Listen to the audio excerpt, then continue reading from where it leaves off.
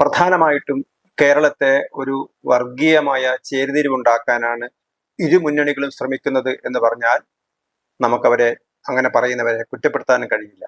കാരണം ഒരു ഭാഗത്ത് ഇടതുമുന്നണി, ഇടതുപക്ഷ ജനാധിപത്യ മുന്നണി, അവരെ സംബന്ധിച്ചിടത്തോളം തെക്കൻ കേരളത്തിൽ അവർക്ക് കുറെ ഹിന്ദു വോട്ടുകൾ ആവശ്യമാണ്, തങ്ങളുടെ കയ്യിൽ നിന്ന് പോയ പിന്നോക്ക വിഭാഗം വോട്ടുകൾ ആവശ്യമാണ്.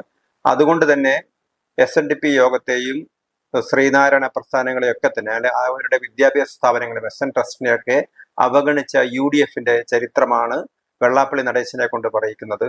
മറുഭാഗത്ത് വടക്കൻ ജില്ലകളിൽ അവർക്ക് മുസ്ലിം വോട്ട് അത്യാവശ്യമാണ്, കാരണം മുസ്ലിം ഏകീകരണം നടന്നിരിക്കുന്നു. പക്ഷെ കുറച്ച് മുസ്ലിം വോട്ടെങ്കിലും കിട്ടിയില്ലെങ്കിൽ തങ്ങളുടെ പല സ്ഥാനാർത്ഥികളും ജയിച്ച് കയറില്ല എന്ന് CPM അറിയാം.